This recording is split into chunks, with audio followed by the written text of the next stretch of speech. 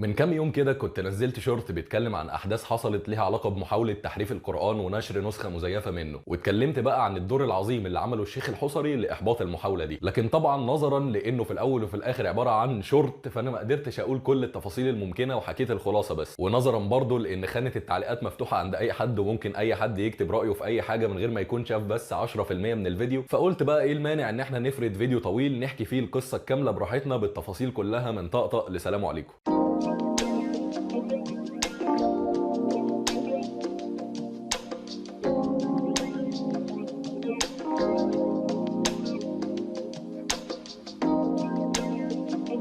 الاحداث اللي احنا بنتكلم عنها دي بدات لما انتشرت في الاسواق كده في الستينات نسخه محرفه من القران الكريم، عباره عن مصحف فخم جدا والطباعه بتاعته طباعه فاخره ونظيفه جدا، والورق بتاعه مكتوب كمان بميه الذهب، وعلى كل الشياكه والاناقه اللي هو فيها دي بيتباع كمان بسعر رخيص. لكن زي ما قلت لك المشكله في الاول وفي الاخر ان هو مليان تحريفات في كلام ربنا، زي الايه 85 من سوره ال عمران اللي هي بتقول ومن يبتغي غير الاسلام دينا فلن يقبل منه. الايه دي كانت مكتوبه في المصحف ده من غير كلمه غير، يعني ومن يبتغي الاسلام على طول، وده طبعا اللي غير المعنى 180 درجه. وكمان الايه 64 من سوره المائده اللي هي بتقول وقالت اليهود يد الله مغلوله غلت ايديهم ولعنوا بما قالوا، كانت هي بالظبط بس متشال منها النقطه اللي على الغين فبقت بتتقري ان اليهود علت ايديهم. وهكذا بقى خد عندك التحريف اللي احنا بنتكلم عنه ما كانش حذف ايات كامله مثلا او تاليف كلام مش موجود في القران، لان حاجه زي كده كانت هتبقى واضحه جدا جدا وهتتقفش بسهوله. لكن هم مثلا كانوا مغيرين في نقطه، في تشكيل، في حرف جر، يعني حاجات تخليك لو انت حافظ الصوره اللي بتقراها كويس جدا وشفتها يا اما مش هتاخد بالك اصلا ان في حاجه غلط مكتوبه،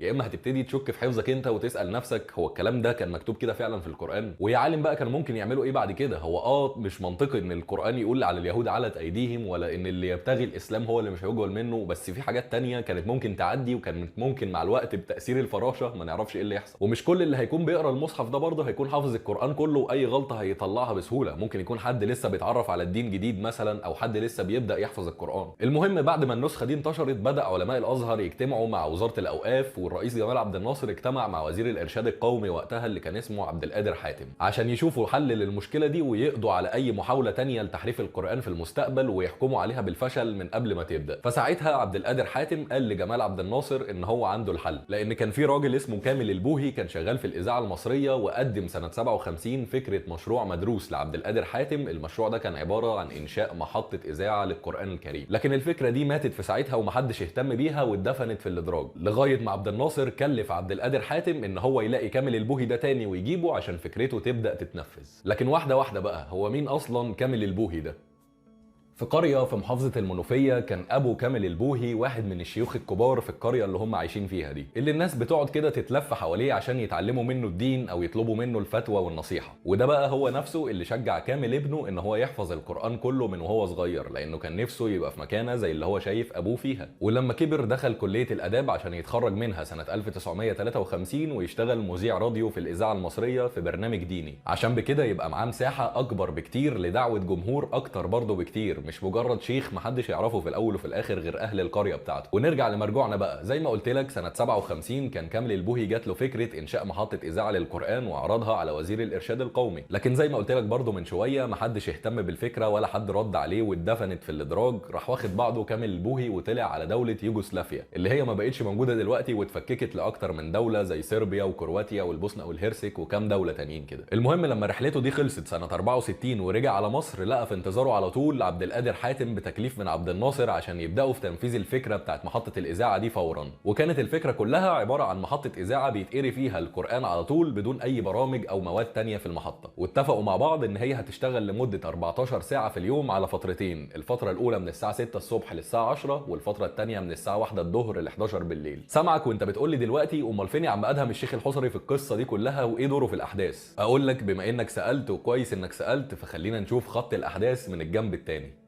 النسخ المتحرفة من القرآن دي ما كانتش موجودة في مصر بس، لكن نزلت في كذا دولة عربية اللي كان منهم الكويت اللي كان بيزورها الشيخ الحصري في الوقت ده، ووقعت فعلا قدامه نسخة من المصحف المتحرف ده وقرا اللي فيها في نفس الوقت اللي الجماعة كانوا في مصر بيعلنوا عن تأسيس إذاعة القرآن الكريم. ودلوقتي بقوا بيدوروا على مين من المقرئين هو اللي هيسجل القرآن بصوته في الإذاعة. فقال لك والله هنعمل مناقصة، كل واحد من المشايخ اللي حابب يسجل يبعت لنا ظرف يكتب جواه هو عايز كام أجر مقابل إن هو يسجل القرآن للإذاعة، واللي يطلب أقل مبلغ هو اللي هنختاره. وفعلا الظروف بدأت توصل لهم بسرعة، وكل قارئ من اللي بعته بيحاول يقلل في الاجر اللي هو طلبه على قد ما يقدر عشان يكون هو اقل واحد والاذاعه تختاره هو. لكن مفيش ولا ظرف لاي شيخ من الشيوخ قدر يصمد قدام ظرف محمود خليل الحصري اللي كتب فيه الجمله دي: اسجل القران الكريم مجانا بدون اجر احتسابا لوجه الله. فطبعا يختاروه هو، ويبدا اول بس للاذاعه بالجمله اللي محدش في مصر مش متعلق بيها، اللي بتقول: إذاعة القرآن الكريم من القاهرة.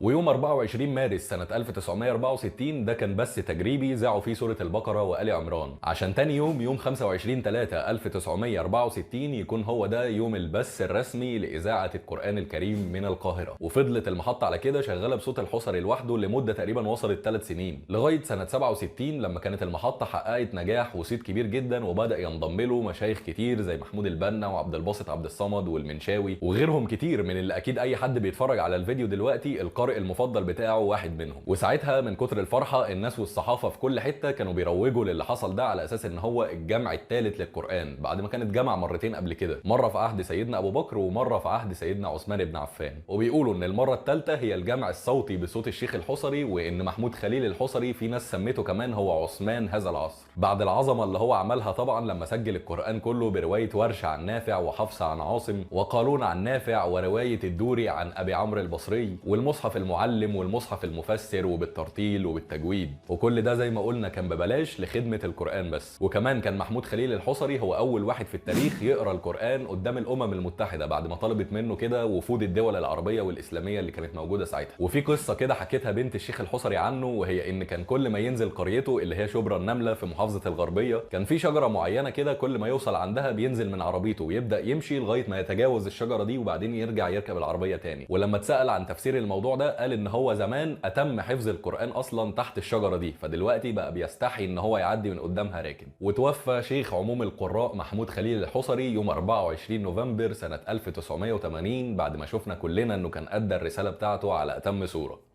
وعلى فكره خليني اقول لك ان دور كامل البوهي ما انتهاش ان هو كان صاحب فكره الاذاعه وخلاص، لكن المحطه لما اتعملت كان هو مديرها في نفس الوقت وكان بيقدم برامج عليها كمان زي برنامج الدين المعامله وبريد الاسلام وراي الدين. وكمان كان هو اول واحد صاحب فكره ان صلاه الفجر تتنقل مباشره على اذاعه القران الكريم. وكمان ما وقفش عند مصر، لكن هو راح يساعد جدا في تاسيس اذاعه القران الكريم في مكه وبغداد والدوحه والكويت، والناس كلها كانت مرتبطه جدا بصوته في الاذاعه. وطبعا انا مش محتاج اقول لك ان اكيد في تفاصيل كتيره جدا في حياه الاثنين سواء البوهي او الحصري تكفي ان كل واحد يتعمل له حلقه لوحده، لكن كل القصه اللي احنا كنا جايين نتكلم عنها النهارده هو المصحف المتحرف اللي انتشر في الستينات وازاي محطه الاذاعه بتاعه القران الكريم اتعملت عشان تتصدى للمحاوله دي. وفي ناس كتير بتقول ان الفضل في الموضوع ده كله يتنسب لعبد الناصر، لكن الحقيقه ان هو عمل اللي اي رئيس دوله مسلم مكانه كان هيعمله لما يشوف ان في ناس بتحاول تحرف القران ويجي له واحد يقول له والله انا عندي فكره كذا كذا كذا هنقدر نمنع بيها المحاولات دي للابد، طبيعي جدا انه هيوافق وياخد القرار على تنفيذ الفكره دي. ما اعتقدش ان احنا كنا مستنيين من رئيس دوله مسلم في الاول وفي الاخر ان هو يعرض الفكره دي بدون سبب يعني، وهو رجع يفاجئنا في الاخر. هو طبعا ادى الزقه لعبد القادر حاتم عشان يروح يدور على البوهي ويبداوا يشتغلوا على تنفيذ الفكره، بس طبعا الفضل في الاول وفي الاخر كله يرجع للشيخ الحصري اللي جمع القران كله صوتيا وبدون اي اجر في الدنيا بمساعده كامل البوهي طبعا. وبكده اتمنى ان انا اكون وضحت اي مشكله كانت موجوده في الريل او حاجه ناقصه او معلومه مش واضحه. ودلوقتي بقى اقدر اقول بمنتهى القلب الجامد ان كل الكلام اللي كنت محضره للفيديو ده خلص خلاص. يا ريت بقى لو الفيديو عجبك تعرفني الموضوع ده من خلال ان انت تنزل تدوس لايك وتشترك في القناه من تحت الفيديو لو ما كنتش مشترك. وهتقل عليك معلش حاجه صغيره خالص، لو كنت اول مره تشوفني خش كده خد لك لفه في باقي الفيديوهات اللي موجوده على القناه وان شاء الله هتعجبك. وبس كده، سلام.